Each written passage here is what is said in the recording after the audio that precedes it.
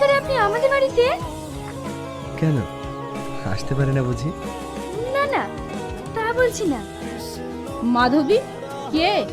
আমি তো ঠিক চিনতে পারলাম না। মা, তুমি চিনতে পারছো না? প্রতাপ দাদুর নাতি। ও, তার মানে তুমি প্রবীরের ছেলে। এসো এসো, বসো। তুমি কত বড় হয়ে গেছো।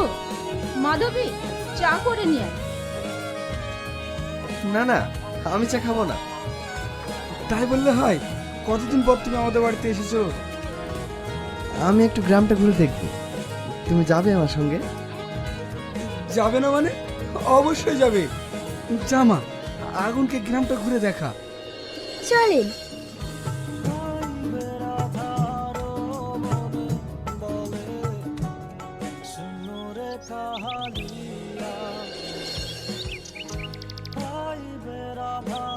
আগুন, এই জায়গাটা তোমার মনে পড়ে?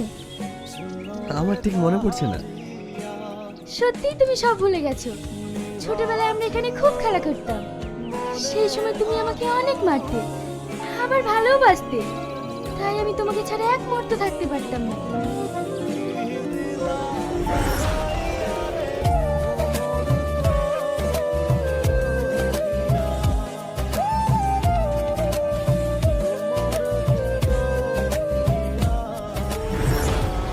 হ্যাঁ, যেমন এখন আমি পারি না।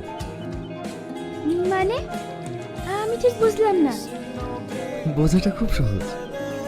ভালোবাসা কখন যে কাকে গ্রাস করে আমি নিজেও তো জানি না। কিন্তু একটা কথা জানি, তোমার ছাড়া আমি থাকতে পারি না। তুমি কি বলছো? আমি ঠিকই বলছি। না, তুমি ঠিক বলছো না। ভালোবাসা সমান সমানে হয়। গরিব আর জমিদারের মধ্যে কখনো ভালোবাসা হয় না। মাধবী, ভালোবাসা কি গরিব বড়লোক থেকে হয়?